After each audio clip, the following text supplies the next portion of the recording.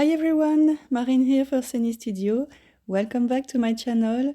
I am thrilled to be back with this super cute and busy interactive card showcasing the most adorable hands and cheeks from Clucky chickens. The moment I saw this stamp set, I knew that I wanted to make a magic picture changer card to make one of the eggs crack open and make appear a sweet little chick inside the chicken coop. So let's see the products we're going to use. We have Clucky chickens, garden critters for the grass, happy harvest for the sunflowers, barnyard buddies for the fence, spring scenes and country scenes for the small scallop details. I will use those pieces to make birds in the sky. My greeting is from the Inside Greetings Congrats stamp set. I will use the grass die from the Picket Fence die set and the Lawn Fawn Magic Picture Changer die set. So it's a Magic Picture Changer card, and every time I make that kind of card, I always start by creating the background. I like to stamp and cut all the images first, put them all on the panel to have a general idea of the scene, and also know where the interactive feature will go. Here I want the chicken coop to be the interactive feature, and I want it to go in the center of the scene. So I placed the frame die from the Magic Picture Changer die set right in the middle of the panel, with the chicken coop centered on top of it. Here I'm just marking the side of the panel to know how tall the heel border needs to be. And I am also marking the inside of the chicken coop. I'm first marking the center of the opening. And next I'm tracing along that opening, just like so. And finally I am tracing a larger opening. That window I just traced will be the inside of the chicken coop. I will color it in a dark brown, so before inking the whole panel, I am going to cut a mask. I am placing that mask on the paper, and now I can start coloring the panel. I tape the heel stencil on top of the upper part of the panel, and I'm first using antique linen and vintage photo oxide inks to create a muddy/sandy ground.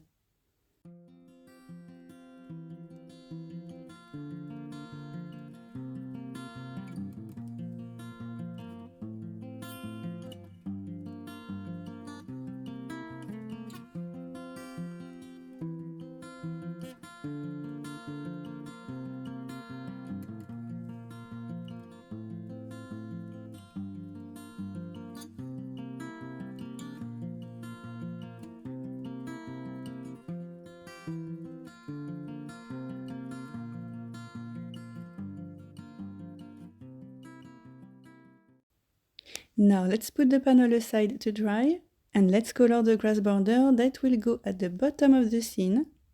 It's a pretty slim border, so to color it more easily, I taped the border back to its original spot, and I'm using shabby shutters and Modlon oxide inks to make a bright grassy border.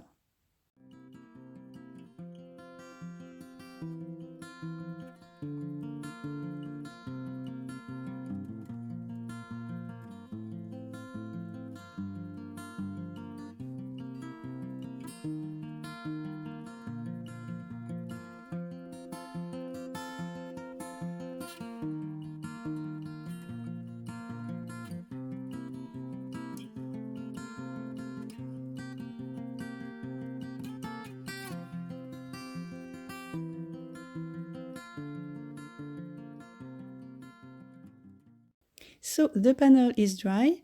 Now we can create the sky. I decided to go with my favorite, a blue cloudy sky. I'm applying tumbled glass along the scallops first. Next, I like to add a little bit of salty ocean, and then come back with my tumbled glass blending tool to mix the colors.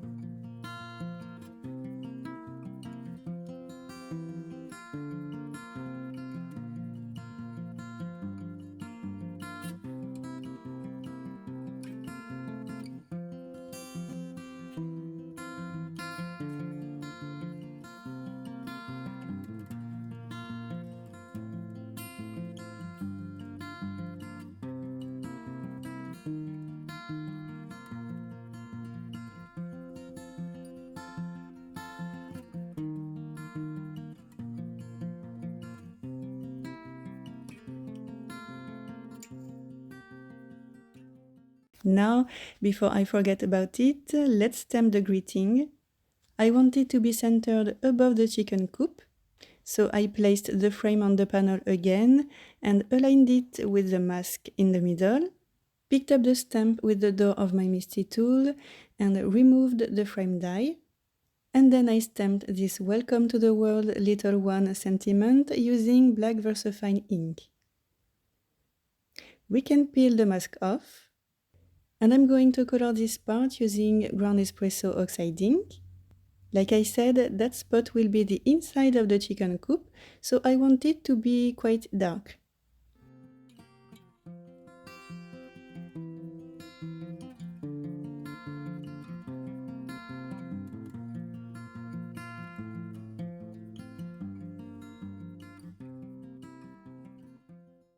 And the background is finally done. Now we can cut the frame out of it.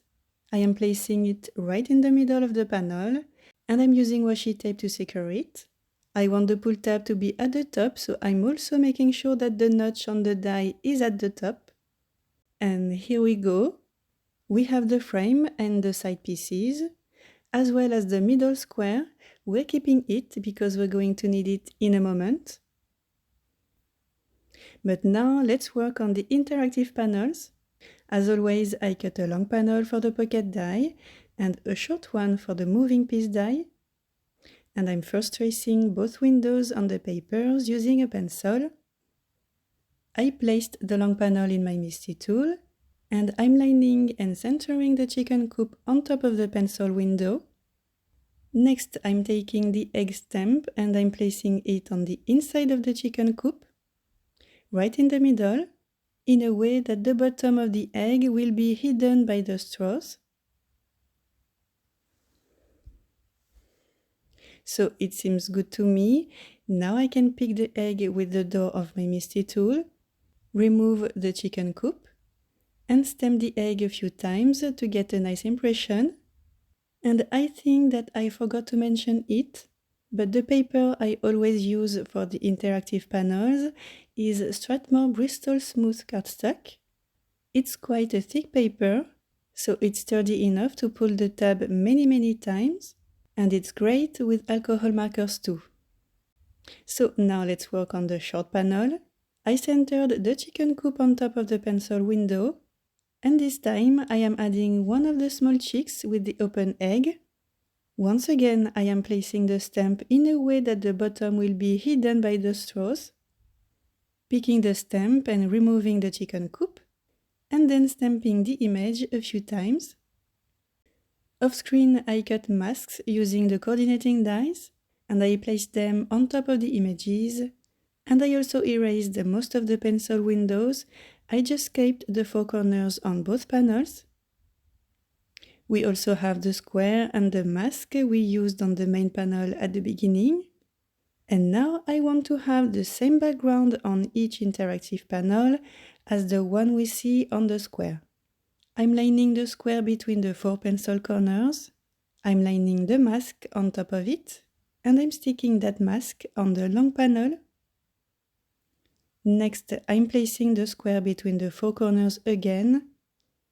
I'm lining the heel stencil with the one on the square, securing the stencil with washi tape and removing the square. And now I can add antique linen and vintage photo oxidings.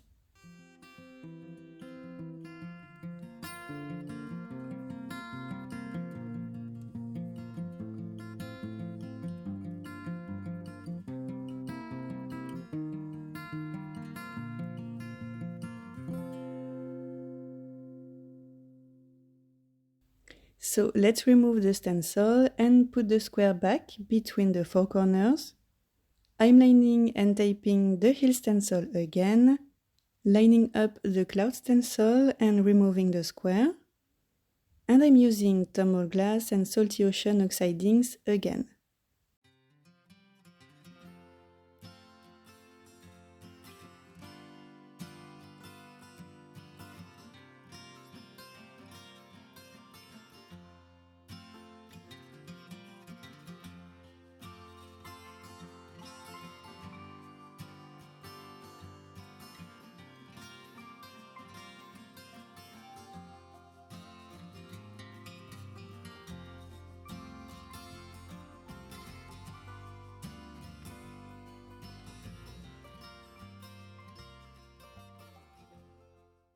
Off screen, I splattered the same inks as before to add texture. And now we can peel the mask off. And we can color around the egg using ground espresso oxide ink, just as we did on the square.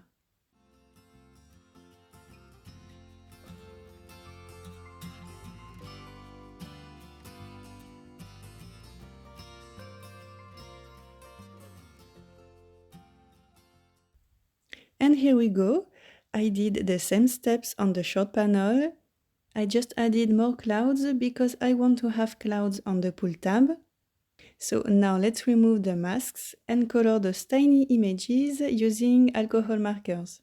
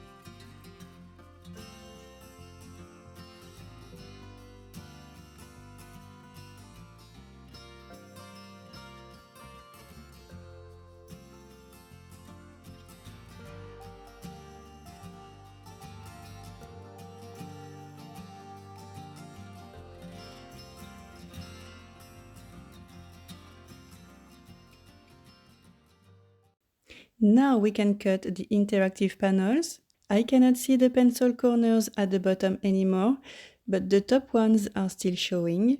So I'm going to line up the windows on the dies with those remaining pencil corners, securing everything with washi tape, and send both panels to my die cutting machine, and here we go. So first thing first, I am going to fold both tabs on the pocket panel. These are very slim, so I'm taking my time to fold them properly on the score lines. I am using a bone folder to press really well on the fold. Next, I am adding strong double-sided tape on those tabs, front and back, just like so. I am also folding the pocket panel in half, right on the score line. And next, I'm going to fold the tabs again and attach them at the back of the pocket panel.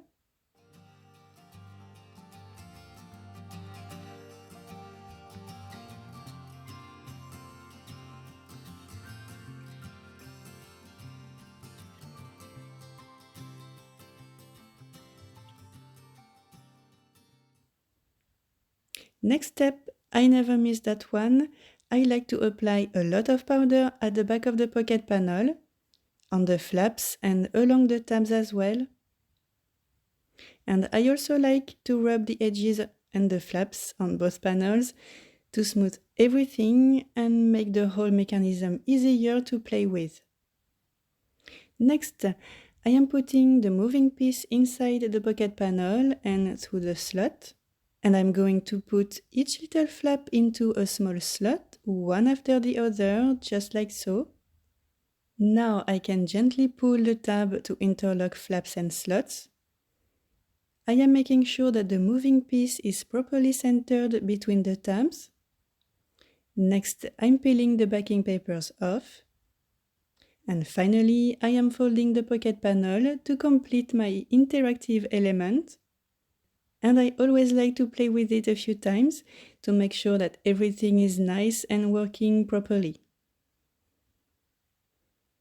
I added slim double-sided tape at the back of the frame along the four edges, and I'm going to line it up and stick it on the pocket. And everything looks pretty good and lines up nicely.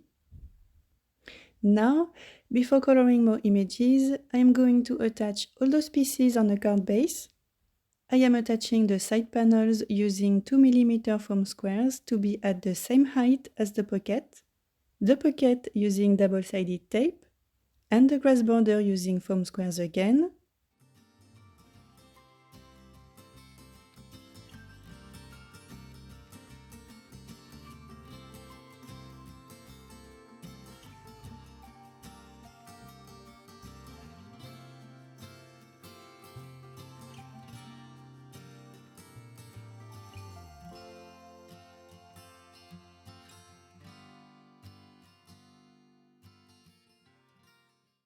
And our landscape is done. Now let's color more images to keep company to this lonely egg. I stamped my additional images on Transotype Perfect coloring paper using Pinkfresh Studio black ink. I cut them all using the coordinating dies, and I am using my trusty alcohol markers to color everything, starting with some cute hands.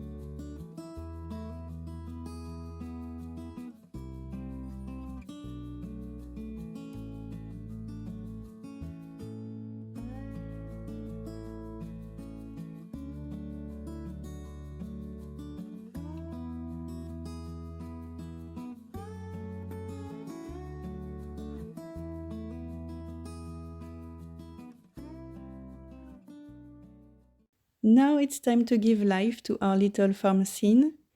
I'm attaching the chicken coop first. I am adding a dot of liquid glue on the 3 pointy ends of the roof, on the feet and at the bottom of the ramp as well. And it fits perfectly, so cute. Now we can add the rest of the images using 1mm and 2mm foam squares mostly, and some glue dots and liquid glue at some places.